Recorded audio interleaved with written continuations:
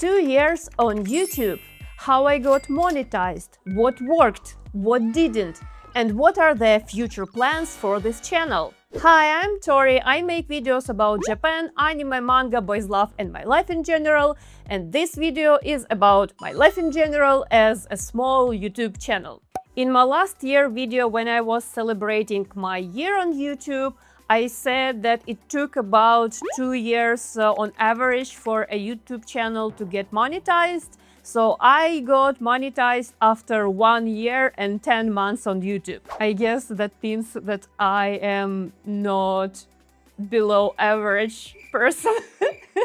And to be honest, last year I had no idea how to reach YouTube's requirements, how to reach 4,000 of watch hours to get monetized. So I will share right now what strategy worked for me. During my first year on YouTube, I tried to act normal. I tried to be an average person, but like we discovered, maybe I'm not that average, So on my first year of YouTube, I tried to be normal. Like, look, I'm a very cozy, normal traveler to Japan. I like drawing and things like that. And if I was talking about anime topics, I was trying to talk about popular anime like Jujutsu Kaisen and Chainsaw Man, and nothing of that worked because so many people are already talking about it. So instead, I decided to talk about being a fujoshi, liking boys love, about queer topics and queer representation in anime and manga. Also, I openly started to talk about my queerness. I didn't hide it before, but I never talked about it directly because generally I was scared. I live as an open queer person in my real life. I don't hide that I am aromantic and asexual. But talking about it online in videos was scary because especially online you can see how this identity is rejected all the time, including inside the queer community when other queer identities tell that asexuality and aromantism is not a thing. But then I realized that I don't want these negative voices to be the majority of how people talk about asexuality and aromanticism.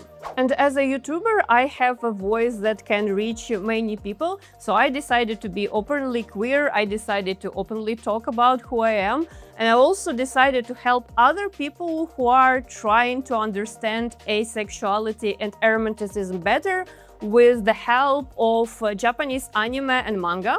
I started to share things that I wish were in my younger years when I was exploring my queerness. And this is a very important stage of my YouTube journey. I started as a faceless YouTube channel because I was afraid to directly talk to the camera, and I was afraid that people will leave me negative comments about how I look. And I don't hate how I look, but I had a fear. So if I will film myself and people will keep telling me some negative feedback about my looks, I will start hating myself. But I decided I will not let this fear to stop me from growing. So I started to film myself in the mask, which I will admit was a little bit cringe. Tori in the mask was a cringe era, but I needed it to transfer to the moment where I decided to throw it away and to feel myself the way I'm doing it right now. And being openly visible on camera had a positive influence on my channel's growth. So that's why this is a new stage right now when I'm also open as a queer person and I can share a lot of experiences about it while talking about anime, manga, and Japan in general. And I noticed it that there is a community that are looking for a lot of information that is mostly available in Japanese, and there are not so much of content on it in English. Making videos for this community, giving them the safe space for discussions without drama, giving this information was much more successful strategy than trying to satisfy broad general anime fans audience. And another reason that I wasn't monetized during my first year is maybe a little bit contradictory to what I just said, but outside of trying to appeal to everyone, I also was just making videos for myself. It's a very common YouTube advice, like if you want to see a certain type of videos, but there is no videos like that, maybe there is niche and you can be the one to fill this niche.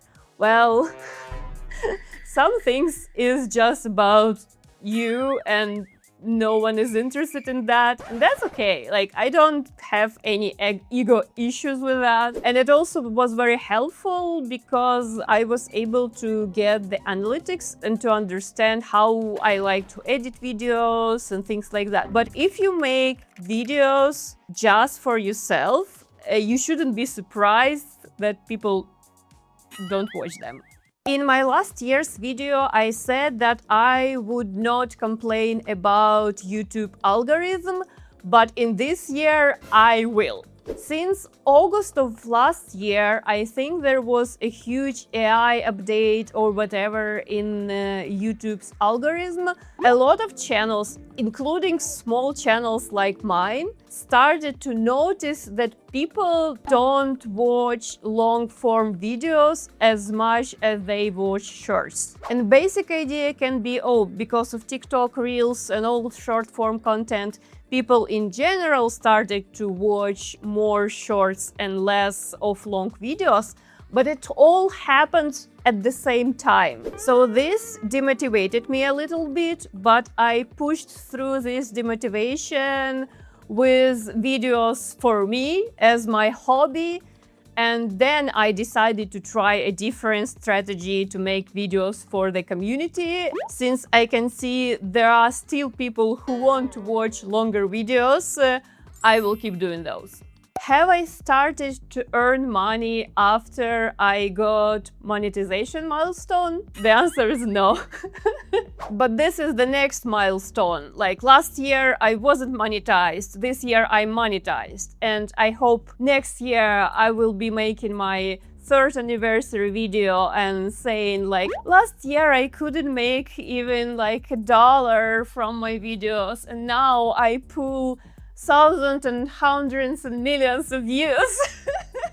On a serious note, I'm planning to grow the community I was talking about before. So subscribe to the channel, follow me on Twitter. I will announce everything as soon as things are ready.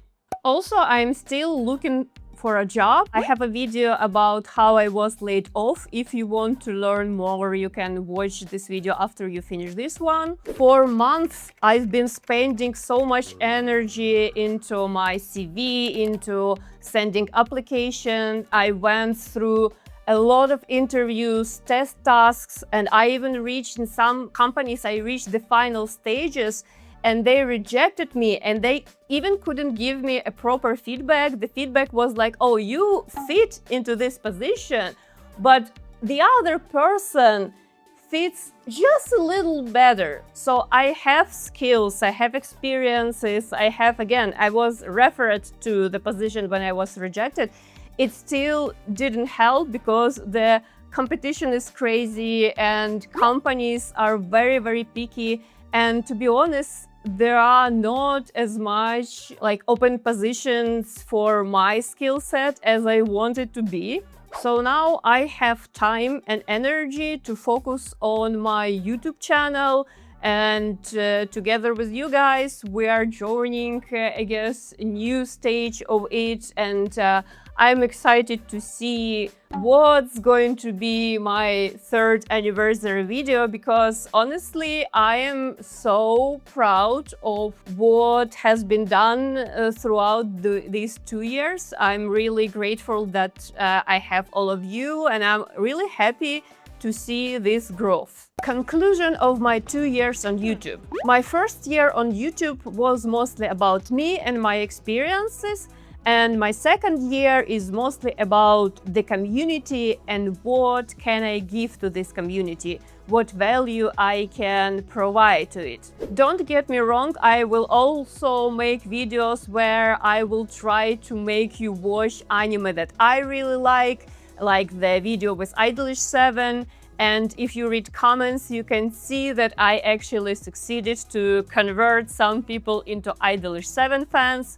So you will also get a lot of hidden gems recommendations from me. This is the conclusion of my journey so far. If you are a long-time subscriber, please tell me in the comments what do you like about my channel, or maybe what you dislike about my channel. I'm sorry if you ask to make me less hypnosismic videos. This probably will not happen because I just like making them. If you are new here, hi, please consider to subscribe. Also, watch my other videos, smash that like button. I'm already working on my next video, so see you in the next one!